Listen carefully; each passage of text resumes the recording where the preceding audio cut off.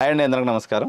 నేను మీ Venugopal Reddy from Joshi innovations private limited, Joshi institute of foreign languages and freshers.hiring.com సంయుక్తంగా అనేక వీడియోస్ చేస్తున్నాం.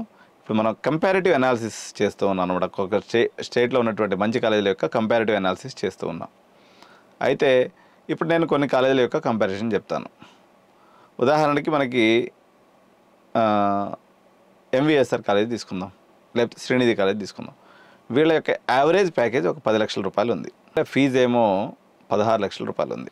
ఈ 16 లక్షల రూపాయలు కూడా 10 లక్షలు 12 లక్షల రూపాయలు సింగిల్ షార్ట్ డౌన్ పేమెంట్ చేయాలి. అదర్ సైడ్ వర్ధమాన కూడా ఇదే కేటగిరీ నేను చెప్తున్నాను.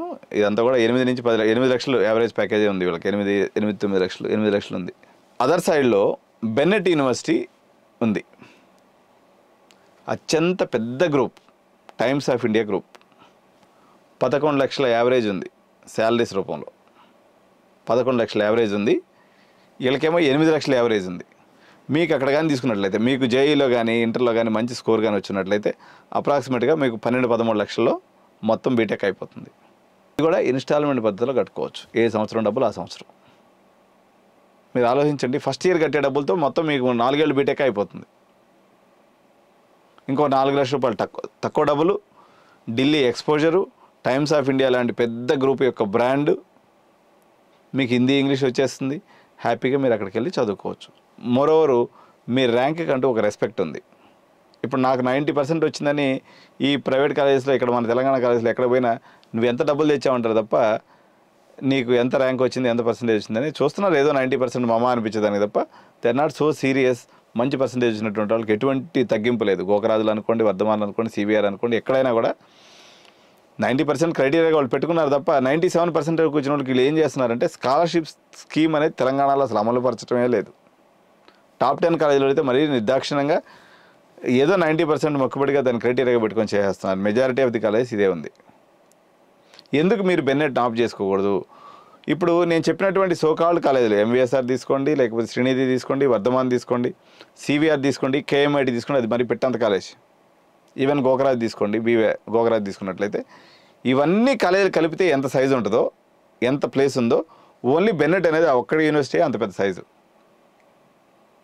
విశాలమైనటువంటి క్యాంపస్, ప్లే గ్రౌండ్స్, మంచి ఇండోర్లో పెద్ద స్విమ్మింగ్ పూలు, జిమ్ము, లేని ఫెసిలిటీ లేదు. ప్లస్ బ్రాండ్ ఉంది. 11 lakhs యావరేజ్ ప్యాకేజ్ ఉంది. యావరేజ్ ఫ్యాకల్టీ శాలరీ 2 lakhs ఉంది. ఈ పర్టికులర్ కాలేజ్లో యావరేజ్ ఫ్యాకల్టీ శాలరీ 60-70,000 కన్నా ఎక్కువ ఉండదు.